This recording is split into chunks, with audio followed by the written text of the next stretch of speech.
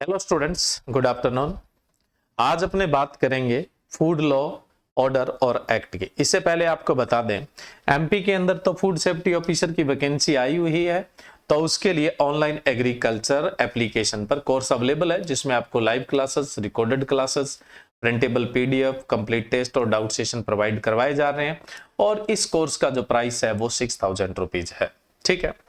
वहीं राजस्थान में food safety officer की वैकेंसी जल्द आने वाली है। बस वो पिछली जो भर्ती थी उसमें जिन लोगों का फाइनली सिलेक्शन हो गया, बस उनकी ज्वाइनिंग अटकी हुई है। वो भी कोर्ट से तो क्लियर हो चुकी है, बस थोड़ा सा फूड सेफ्टी ऑफिसर जो बन चुके हैं वो जोर लगाए तो जल्दी ही ज्वाइनिंग है वो मिल जाएगी। और राजस्थान में जो फूड सेफ्टी ऑफिसर के लिए बैच है वो 1 अप्रैल से स्टार्ट होने जा रहा है। 6000 रुपीज चार्ज है, जिसमें live classes, recorded classes, e books, complete syllabus है वो करवाया जाएगा। अब ध्यान रखिएगा, एमपी के लिए जो फूड सेफ्टी ऑफिसर का है, इसमें टेक्निकल पार्ट यानी फूड वाला पार्ट और उसके साथ साथ जीएस, मैथ, रीजनिंग वाला जो पार्ट है एमपी वालों में सारा कंप्लीट सिलेबस, 100% सिलेबस है, उसको टच किया जाएगा ना, और वो भी बहुत अच्छे से। वहीं पे राजस्थान में अपने बात करें तो राजस्थान के अंदर टेक्निकल पार्ट के साथ जीके होता है, तो वो भी साथ में कवर किया जाएगा। यानी ये कंप्लीट 100% सिलेबस की जो यहाँ पे पैकेज है वो आपका दिया हुआ है 6000 रुपीज का है। तो आप इस कोर्स को एक्सेस करने के लिए और 2025-26 में फूड सेफ्टी ऑफिसर बनने के लिए आज ही एक्सेस करें ऑनलाइन एग्रीकल्चर एप्लीकेशन से फूड सेफ्टी ऑफिसर का कोर्स। इसके अलावा और ज्यादा जानकारी चाहते हैं तो आप दिए गए नंबर पे कांटेक्ट कर सकते हैं। चलिए अब अपने टॉपिक पे बात करते हैं। आज अपने फूड सेफ्टी ऑफिसर के अंदर डिस्कस करेंगे जो फूड से संबंधित लॉ, ऑर्डर्स और एक्ट है उनका, और इसको कंटिन्यू करेंगे ना भाई। इसमें जो भी अपने स्टेट लेवल के लॉ एंड ऑर्डर्स हैं, नेशनल लेवल के हैं, कुछ ऐसे ऑर्गेनाइजेशन जो फूड स्टैंडर्ड के लिए और फूड सिक्योरिटी के लिए काम करते हैं, यानी खाद्य सुरक्षा और खाद्य मानकों के लिए काम करते हैं, जिसमें अपने नेशनल इंस्टीट्यूट भी है, कुछ नेशनल ऑर्गेनाइजेशन भी है, कुछ इंटरनेशनल ऑर्गेनाइजेशन भी है, कुछ ऐसे प्रोग्राम भी है जो फूड सिक्योरिटी और स्टैंडर्डाइजेशन के लिए काम करते हैं। तो उन सब का डिस्कशन अपने इसी सीरीज के अंदर है वो किया जाएगा। तो सबसे पहले अपने आज बात करते हैं एगमार्क की। एगमार्क की बात करें इससे पहले बता दूं कि जो लॉ, ऑर्डर्स एंड एक्ट है ये 3 कैटेगरी के होते हैं। एक होते हैं कंपलसरी। देखो स्टूडेंट्स, कंपलसरी क्या होता है? कंपलसरी का मतलब होता है किसी सेक्टर में, अब जैसे हम फूड सेक्टर की बात कर रहे हैं, तो फूड सेक्टर के अंदर कोई लॉ या ऑर्डर्स बना हुआ है जो कंपलसरी है, तो उसको फॉलो करना पड़ेगा, उसकी गाइडलाइन को फॉलो करना पड़ेगा। अगर उसकी गाइडलाइन को फॉलो नहीं किया गया तो वो एक क्राइम है एक तरह से ना। फिर जाहिर सी बात है, जो इंडस्ट्री है या जो प्रोड्यूसर है या जो सेलर है ना, या जो डिस्ट्रीब्यूटर है, फिर वो सजा का भागीदार होगा, पनिशमेंट के भागीदार होगा, और उस प्रोडक्ट को सीज भी किया जा सकता है। यानी जिसकी गाइडलाइन को मानना ही पड़ता है तो वो तो कंपलसरी एक्ट या ऑर्डर होता है। एक होता है वॉलेंट्री। वॉलेंट्री का मतलब कंपलसरी नहीं है, लेकिन अगर हम उस वॉलेंट्री एक्ट या ऑर्डर के या फिर कोई ऑर्गेनाइजेशन है उसके स्टैंडर्ड, जो वॉलंटरी है उसके स्टैंडर्ड हम फुलफिल करते हैं तो हमारे प्रोडक्ट की रेपुटेशन बढ़ती है। फॉर एग्जांपल, जैसे फूड प्रोसेसिंग करता है कोई इंडस्ट्री, या कोई स्टॉक करता है, या कोई सप्लाई करता है, डिस्ट्रीब्यूशन करता है, सेलिंग करता है, तो उसको FSSAI की गाइडलाइन है उसको फॉलो करना पड़ेगा, इसका सर्टिफिकेशन लेना पड़ेगा। नहीं लेगा तो वो क्राइम है और उसके प्रोडक्ट को सीज कर दिया जाएगा और उसे वो काम नहीं करने दिया जाएगा, क्योंकि उसे FSSAI का सर्टिफिकेशन लेना पड़ेगा। तो FSSAI जो है वो अपने आप में क्या हुआ? FSSAI किसकी गाइडलाइन है? आप पढ़ते हैं ना, food safety and standard act 2006 की गाइडलाइन है। तो अब ये एक्ट क्या हो गया? कंपलसरी हो गया।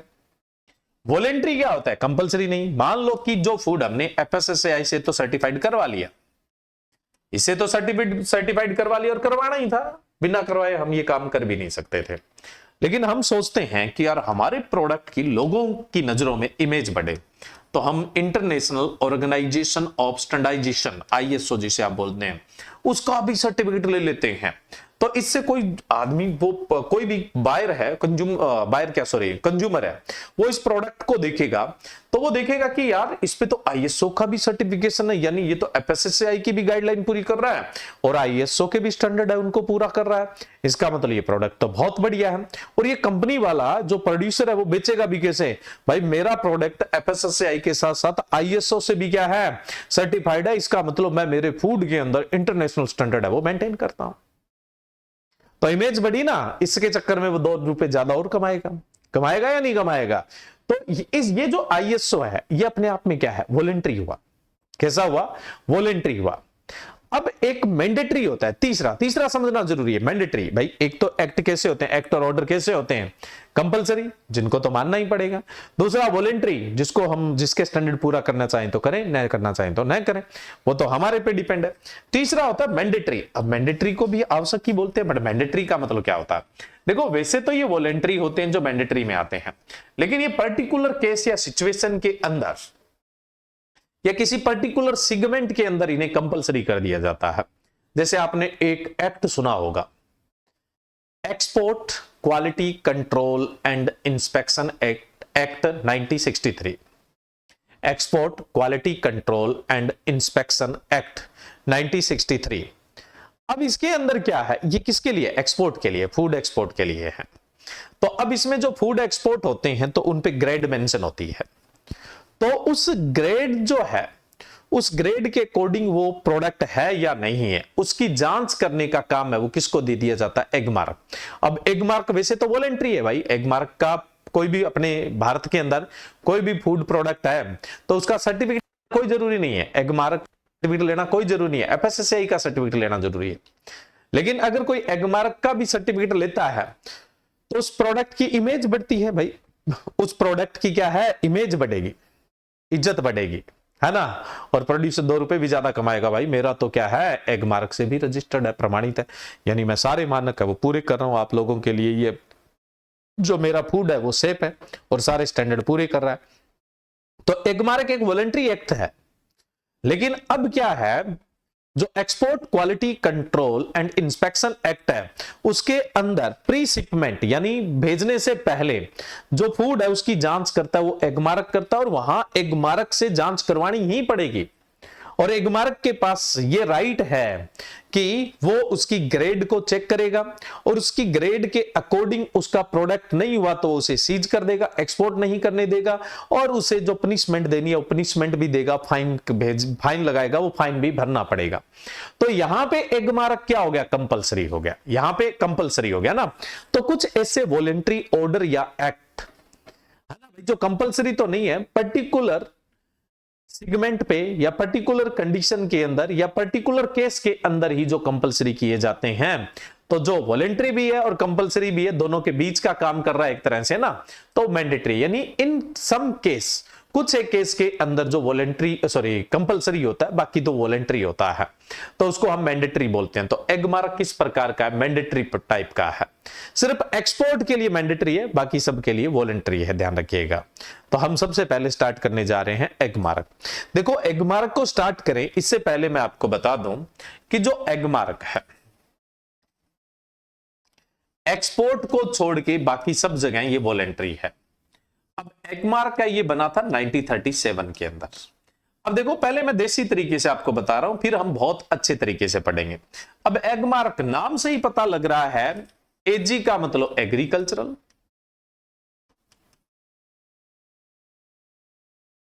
और मार्क का मतलब क्या होता है, मार्क का मतलब होता है मार्क देना, यानी सर्टिफिकेशन।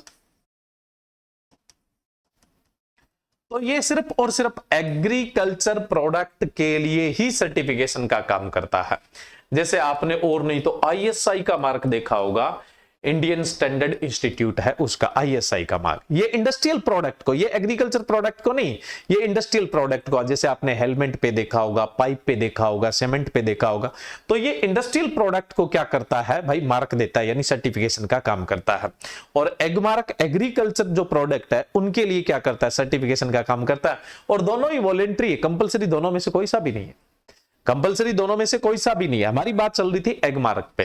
तो एग मार्क तो नाम ही क्या है, एग प्लस मार्क, एग्रीकल्चर के जो प्रोड्यूस है उनको सर्टिफाइड करता है, इसलिए इसका नाम क्या है, एग मार्क।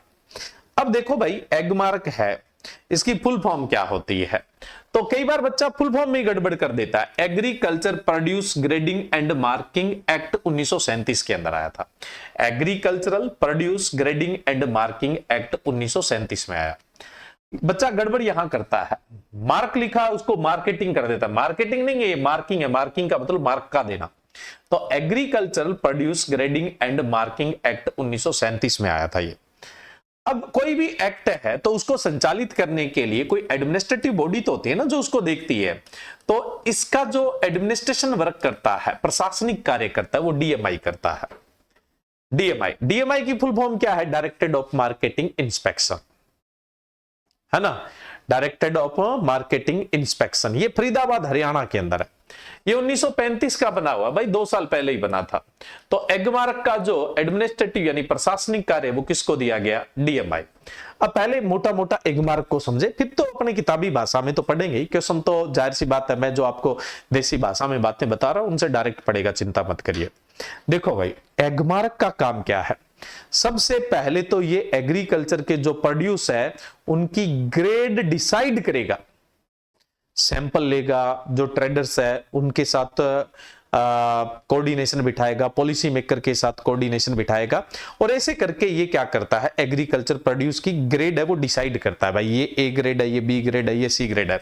इससे पहले मैं आपको बता दूं, टिल 2025 तक, अब तक ये कितनी ग्रेड है, वो कितने जो कमोडिटीज है उनकी ग्रेड डिसाइड कर चुका है? 222। अब तक ये जो टोटल कितनी कमोडिटीज ग्रेड डिसाइड कर चुका है? 222 कमोडिटी ग्रेड है वो डिसाइड कर चुका है, निर्धारित कर चुका है। तो एक काम तो है इसका ग्रेड डिसाइड करना। ऐसा क्यों करता है वो भी बताएंगे। एक तो इसका काम है ग्रेड डिसाइड करना, फिर दूसरा उस ग्रेड को डिफाइन भी करे भाई।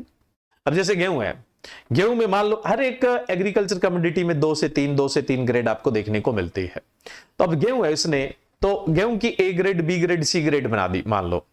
तो अब उसको भी डिफाइन भी करेगा, भाई दाना बड़ा होना चाहिए, इस रंग का होना चाहिए, और इस गेहूं के अंदर ये एमिनो एसिड अच्छी मात्रा में होते हैं, प्रोटीन का परसेंटेज है वो इतना होता है। तो वो उस ग्रेड को डिफाइन भी करता है, ग्रेड डिसाइड भी करेगा, ग्रेड को डिफाइन भी करेगा। फिर उस प्रोडक्ट की, अब जो मार्केट में बिकने आता है, उस प्रोडक्ट की जांच भी करेगा, और जो उसकी ग्रेड है उसके अनुसार उसको क्या है, सर्टिफिकेशन भी देगा, ताकि मार्केट में जो एग्रीकल्चर प्रोड्यूस है, कृषि उत्पाद है, उनको उनकी ग्रेड के अनुसार दाम मिल सके, गधे घोड़े एक ही भाव न बिके। कुल मिला के बात यह है। तो ये ऐसा क्यों करता है? इसका काम है ग्रेड निर्धारित करना, ग्रेड डिक्लेयर करना, फिर उस ग्रेड को डिफाइन करना, फिर उसकी जांच करके उसका सर्टिफिकेशन करना, ताकि मार्केट में एग्रीकल्चर प्रोड्यूस को उसके ग्रेड के अनुसार प्राइस मिले, कम प्राइस न मिले। तो ये कहीं ना कहीं किसानों को या प्रोड्यूसर को कहीं ना कहीं क्या है, उनकी प्रोडक्ट की क्वालिटी के अनुसार दाम दिलवाता है, तो उनको फायदा होता है।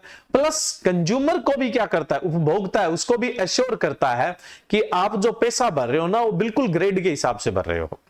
कई बार पैसा तो ज्यादा ले लिया जाता है अच्छी ग्रेड देने का कहकर, और कंज्यूमर को उसकी ग्रेड के बारे में पता नहीं होता है, तो उनसे ज्यादा पैसा वसूल लिया जाता है। तो कहीं ना कहीं ये क्या करता है, कंज्यूमर को भी प्रोटेक्ट करने का काम है वो करता है। अब ये जब मार्केट में ग्रेड जांचता है, तो अब उसमें तो कुछ फिजिकल करैक्टर है, चलो फिजिकल करैक्टर तो ऐसे ही पता लग जाएंगे, लेकिन जो बायोलॉजिकल और केमिकल करैक्टर है वो भी तो देखे जाते हैं। तो एगमार्क क्या करता है, कुछ रीजनल लेबोरेटरी बना के रखता है। तो उन लेबोरेटरी के अंदर उन सैंपल की जांच होती है, और उनकी ग्रेड है उसकी जांच होती है, फिर उसका सर्टिफिकेशन है वो होता है। तो कुल मिला के एगमार्क का काम है जो ग्रेड स्टैंडर्ड है उनको निर्धारित करना, डिटरमाइन करना, और उसके बाद उनको डिफाइन करना और प्रमाणीकरण करना, according to grade standard certification करना ही एगमार्क का मुख्य काम है। ठीक है, अब देखिए एगमार्क है, ये सिर्फ एग्रीकल्चर प्रोड्यूस को ही सर्टिफाइड करने का काम करता है।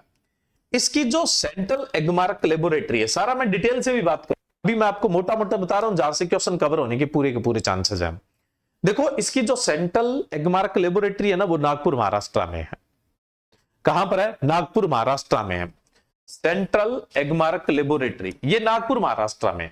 लेकिन इसका जो एडमिनिस्ट्रेटिव काम करता है वो तो डीएमआई करता है, और डीएमआई का हेड ऑफिस कहां पे है? फरीदाबाद में है।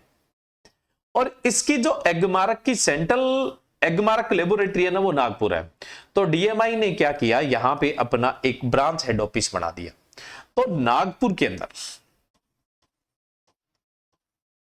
एगमार्क की सेंट्रल एगमार्क लेबोरेटरी है वो बनी हुई है, और वहां पे डीएमआई का ब्रांच हेड ऑफिस, क्योंकि डीएमआई का हेड ऑफिस तो फरीदाबाद हरियाणा में है, ब्रांच हेड ऑफिस कहां बना दिया गया? नागपुर महाराष्ट्र के अंदर है वो बना दिया गया। अब ये जो लेबोरेटरी है सेंट्रल एगमार्क लेबोरेटरी, ये रिसर्च और डेवलपमेंट का काम करती है। ये प्रोडक्ट को नहीं जांचती है, ये तो रिसर्च और डेवलपमेंट का, यानी यहां तो ग्रेड डिसाइड होती है, उस ग्रेड के स्टैंडर्ड डिसाइड होते हैं, मानक भाई इस ग्रेड में ये चीजें होनी चाहिए, वो डिसाइड होता है। प्लस जो प्रोडक्ट जो सैंपल है उनको एनालाइज करने की जो मेथोडोलॉजी होती है, प्रोसेस होती है, वो डेवलप की जाती है यहां पे, उसमें अपडेट करना होता है तो वो किया जाता है। तो यहां तो सारा रिसर्च और डेवलपमेंट का काम होता है। अब जो एगमार्क है तो उसकी जांच के लिए जो लेबोरेटरी होती है ना, वो रीजनल एगमार्क लेबोरेटरी होती है। और भारत में कुल कितनी रीजनल एगमार्क लेबोरेटरी है? 11 है, जहां पे भाई जिस एरिया के जो नजदीक पड़ती है वो वहीं पे उसकी जांच होती है। अभी डिटेल से भी बात करेंगे। तो रीजनल एगमार्क लेबोरेटरी 11 है, ठीक है। ये सैंपल की जांच करती है, ये ग्रेड जो है उसको जांचती है भाई, ये प्रोडक्ट कौन सी ग्रेड का है। तो ग्रेड का जो एनालिसिस किया जाता है, यानी सैंपल का जो एनालिसिस किया जाता है वो रीजनल एगमार्क लेबोरेटरी में किया जाता है। और जो इस सेक्टर में रिसर्च और डेवलपमेंट का काम है वो कहां पे होता है? सेंट्रल एगमार्क लेबोरेटरी नागपुर महाराष्ट्र के अंदर होता है। तो मोटा मोटा आप समझ गए होंगे। और ये भी ध्यान रखना, आईएसआई हमेशा इंडस्ट्रियल प्रोडक्ट को सर्टिफाइड करता है, और एगमार्क है ये हमेशा एग्रीकल्चर प्रोड्यूस है उसको सर्टिफाइड करता है, और दोनों ही वॉलंटरी की तरह ही काम करते हैं। अभी हमने कहा कि जो एगमार्क है ये कब आया था भाई? अधिनियम कब आया था? और अधिनियम यानी इनएक्टिमेट भी कब हुआ, यानी इन्फोर्समेंट कब हुआ, लागू कब हुआ, एक्ट बना कब, और इंटैक्टमेंट कब हुआ इसका?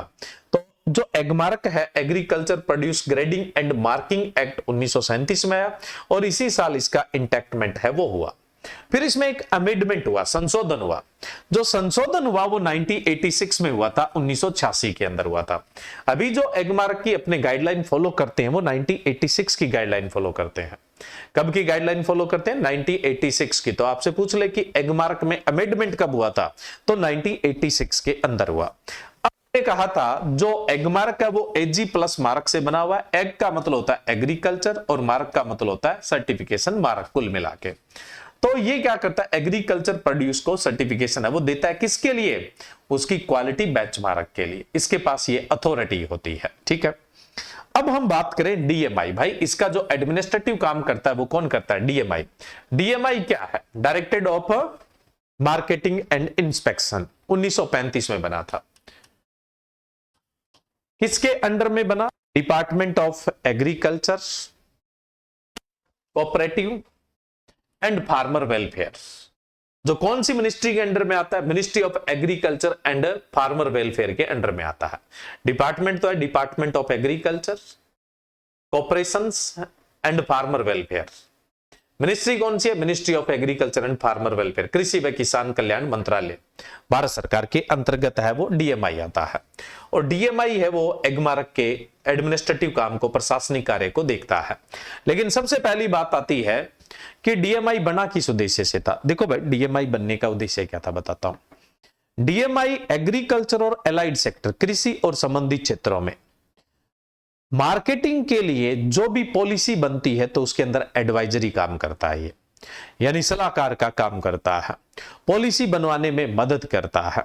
फिर जो पॉलिसी बन जाती है तो उसे ग्राउंड लेवल पे, यानी बिल्कुल जीरो स्तर पर, किसानों के स्तर पर, ग्राउंड लेवल पे किसानों के स्तर पर, जीरो स्तर पर उसे प्रभावी रूप से लागू करने के लिए काम करता है, यानी उस पॉलिसी को इंप्लीमेंट करने के लिए काम करता है। प्लस स्टेट गवर्नमेंट और सेंट्रल गवर्नमेंट, सरकारें तो बदलती रहती है ना, तो भाई जो स्टेट और सेंट्रल गवर्नमेंट है उसमें कोऑर्डिनेशन बिठाने का काम करता है, ताकि एग्रीकल्चर और एलाइड सेक्टर की जो मार्केटिंग है वो बेहतरीन है, वो बनी रहे। तो डीएमआई का काम ये है। वैसे डीएमआई की बात करें तो डीएमआई का हेड ऑफिस मैंने बताया फरीदाबाद है, और इसने अपना ब्रांच हेड ऑफिस है वो नागपुर महाराष्ट्र में बनाया।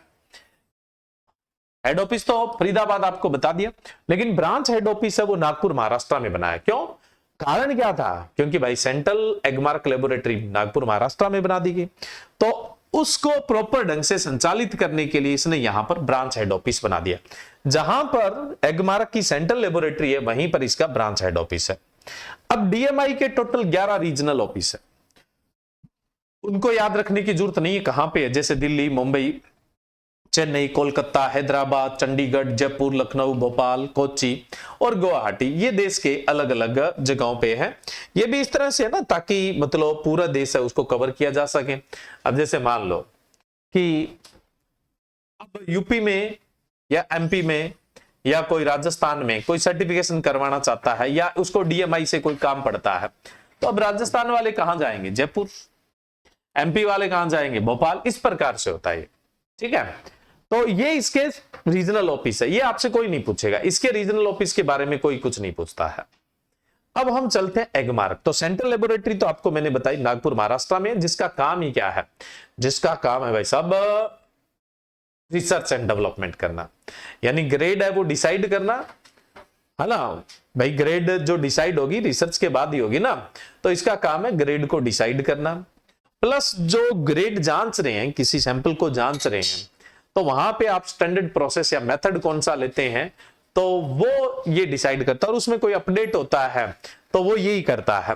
फिर अब जो सेंट्रल एगमार्क लेबोरेटरी है, इसके अंडर में 11 रीजनल एगमार्क लेबोरेटरी है। सैंपल की जांच यही होनी है। 11 रीजनल एगमार्क लेबोरेटरी है जो देश के अलग अलग कोनों में, कहां कहां पर ये आपको याद करनी पड़ेगी।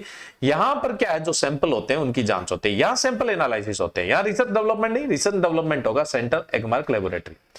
अब जो 11 रीजनल एगमार्क लेबोरेटरी है उसको कंट्रोल कौन करेगी, दिशा निर्देश कौन देगी या इंस्ट्रक्शन कौन करेगा रीजनल एगमार्क लेबोरेटरी पर? सेंट्रल एगमार्क लेबोरेटरी करेगी। तो 11 रीजनल आपकी एगमार्क लेबोरेटरीज है। आपसे पूछ ले कि कितनी रीजनल एगमार्क लेबोरेटरीज है? 11। किसके अंडर में काम करती है? Central Agmark laboratory. और आपसे पूछ ले कि एगमार्क के सब ऑफिस कितने हैं? जो डीएमआई के सब ऑफिस है वही एगमार्क के सब ऑफिस है। तो 11 क्या 27 आपके सब ऑफिस है। कितने सब ऑफिस है? 27। डीएमआई के भी सब ऑफिस कितने हैं? 11। अब देखो बड़ी आसानी से आपके समझ में आएगी बात। डीएमआई हेड ऑफिस फरीदाबाद, है ना, और branch head office, branch DMI की बात कर रहे हैं Nagpur. Regional office, regional office कितने हैं? 11।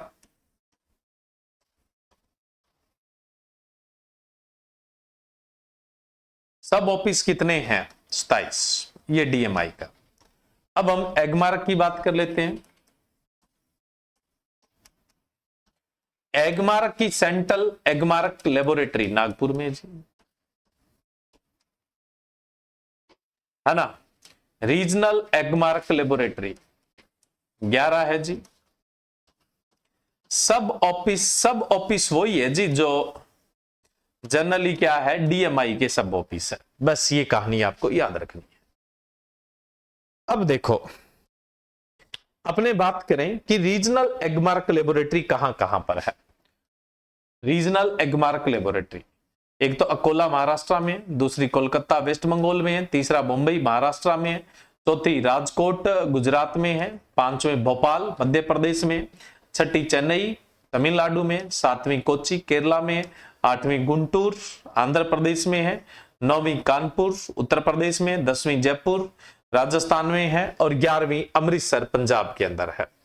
तो ये 11 आप जो रीजनल एगमार्क लेबोरेटरी है ये आपको याद रखनी है भाई, इनसे क्वेश्चन है वो आपका पूछा जा सकता है। अब अपने बात करें जी एगमार्क का काम क्या है। मैं वैसे बता चुका हूं आप लोगों को, लेकिन थोड़ा सा तरीके से बात कर लेते हैं। Fix grade designation to indicate quality of any scheduled article. Market में कोई भी शेड्यूल्ड आर्टिकल आता है, जो मार्केट में भोजन चलता है, तो उसकी ग्रेड है वो डिसाइड करना, ग्रेड फिक्स करना। Define the quality indicated by every grade designation. जो प्रत्येक ग्रेड है उसको डिफाइन करना, भाई उसकी क्या क्वालिटी होनी चाहिए। फिर specifying grade designation mark to represent particular grade designation. फिर उसके बाद जो भी फूड है जिस ग्रेड के तहत आता है, तो उसको उसका पहचान देना, यानी सर्टिफिकेशन करना, ताकि कंज्यूमर के पास पहुंचे तो उसे यह पता लग जाए कि ये कौन सी ग्रेड का फ्रूट है या कौन सी श्रेणी का भोजन है। मैंने कहा था अमेंडमेंट हुआ 1986 में, और उसकी जो रूल आए थे वो 1988 में आए थे। भाई जो अमेंडमेंट हुआ वो 1986 में हुआ था, और उसके बाद general grading and marketing rule आए थे वो 1988 में। पूछ लिया जाता है, जनरल ग्रेडिंग एंड मार्किंग जो रूल है वो 1988 के अंदर आए, और इन्हीं रूल के तहत आजकल काम चलता है। तो ये रूल कहते हैं कि एगमार्क का काम है, एक तो इसके पास सर्टिफिकेशन अथॉरिटी है, दूसरा ये लेबोरेटरी स्टैब्लिश करता है सैंपल को जांचने के लिए और ग्रेड डिसाइड करने के लिए, तीसरा जो सर्टिफिकेट है एगमार्क ग्रेडिंग का वो इशू करता है, और उसके अलावा चौथा काम है ये कहीं भी इरेगुलरिटी होती है ग्रेड के अंदर, यानी कहीं मनमानी होती है तो उस पर एक्शन लेता है, और इसके अलावा कहीं ना कहीं कंज्यूमर को भी प्रोटेक्ट करने का काम करता है। अगर अब आपको बात पता हो तो मैंने ये पहले ही आप लोगों को बता दिया था, मोटा मोटा खेल तो यही है आपका। अब अपने बात करें सबसे पहले सर्टिफिकेट ऑफ अथॉरिटी, यानी कहने का मतलब प्रमाणीकरण की अथॉरिटी। किस चीज का प्रमाणीकरण करता है? ग्रेड स्टैंडर्ड का। और इसके द्वारा किया गया प्रमाणीकरण है वो कितने साल तक वैलिड होता है? 5 साल तक वैलिड होता है। कितने साल तक वैलिड होता है? 5 साल तक इसका प्रमाणीकरण है ना वो वैलिड होता है। ठीक है, मैंने कहा कि अब तक ये टोटल कितनी जो कम्युनिटी ग्रेड है उनको डिक्लेयर कर चुका है, 222 कम्युनिटी जो ग्रेड है उनको डिक्लेयर है वो कर चुका है। इसके अलावा और कुछ जानने की आपको जरूरत नहीं है, क्योंकि जाहिर सी बात है क्वेश्चन जो पूछे जाने हैं वो ये पूछे जाने हैं। हमारे देश में अब तक कितने सर्टिफिकेट है ये दे चुका है? 6000 से ज्यादा दे चुका है, लेकिन ये तो डेटा बदलने वाला है तो इस पे हमें ध्यान देने की आवश्यकता नहीं है। उसके अलावा मैंने आपको बताया भी था कि हर एक कम्युनिटी में 2 से 3 ग्रेड है वो आपको देखने को मिलती है। उसके अलावा मैं बात करूं तो लगभग 222 different category of agriculture products and commodities. अब तक अगर हम बात करें तो एग्रीकल्चर की 222 अलग अलग प्रकार की जो कमोडिटी है उनकी ग्रेड स्टैंडर्ड है वो ये निर्धारित कर चुका है। एग्रीकल्चर के जो लगभग 222 प्रकार के जो फूड है, चाहे उसमें प्रोसेस फूड है चाहे फ्रेश फूड है, तो 222 अलग अलग प्रकार के जो आपके different category of agriculture products है उनका अब तक ग्रेड स्टैंडर्ड है वो डिसाइड कर चुका है, और जिनके अंदर ये क्या करता है? प्रमाणीकरण का काम करता है। ठीक है, next standardisation and grading of agriculture commodity. देखो भाई, मैंने आपको यही बताया था कि जो एगमार्क है वो क्या काम करता है। जो एग्रीकल्चर ग्रेड है, यानी जो कृषि के अंदर श्रेणियां हैं कृषि प्रोड्यूस की, तो उनका मानकीकरण करता है। मानकीकरण यानी उनके मानक है वो निर्धारित करता है, भाई इस ग्रेड के अंदर ये स्टैंडर्ड होना चाहिए, इस ग्रेड के अंदर ये स्टैंडर्ड होना चाहिए। तो ये काम भी किसका है? एगमार्क का है। अब अपने देख लेते हैं, grading provide a description of the quality of the consignment and assist in the formation of legally binded agreement. देखो, जो भी कंसाइनमेंट होता है यानी जो एक्सपोर्ट हो रहा है या जो भी प्रोड्यूस है, तो उसकी क्वालिटी है वो डिफाइन होनी चाहिए। उसके अंदर कौन सी ग्रेड का प्रोडक्ट है डिफाइन होना चाहिए, और उस ग्रेड का भी मतलब वो ग्रेड भी डिफाइन होनी चाहिए। It facilitates proper marketing of agriculture commodity. इससे फायदा क्या है भाई? जो जैसी ग्रेड की कमोडिटी है वैसा उसको क्या है? दाम मिलेगा। ठीक है, इससे क्या होता है? कोई भी एग्रीकल्चर कमोडिटी है वो मार्केट में फास्ट मूव करती है, क्योंकि उसकी जो क्वालिटी है उसको लेकर जो कंज्यूमर होते हैं या बायर होते हैं वो एश्योर होते हैं। इस वजह से एग्रीकल्चर प्रोड्यूस क्या है, फास्ट मूवमेंट करेगा, है ना। अब कोई भी अगर मान लो कोई भी कंसाइनमेंट है, कोई भी फूड है जिसके कंटेनर पैक है या, तो उसको फिजिकली देखने की आवश्यकता नहीं पड़ेगी अगर एगमार्क उसको सर्टिफाइड कर देगा, क्योंकि एगमार्क ने उसको जांच रखा है, तो हमें उसको फिजिकली देखने की आवश्यकता है वो नहीं पड़ती है। अब हम बात करें एडवांटेज ऑफ एगमार्क। एगमार्क के फायदे क्या है, एगमार्क के फायदे मतलब ग्रेडिंग के फायदे क्या है, तो ये अपने नेक्स्ट सेशन के अंदर है वो डिस्कस करेंगे। आज के लिए इतना ही। Okay, thank you.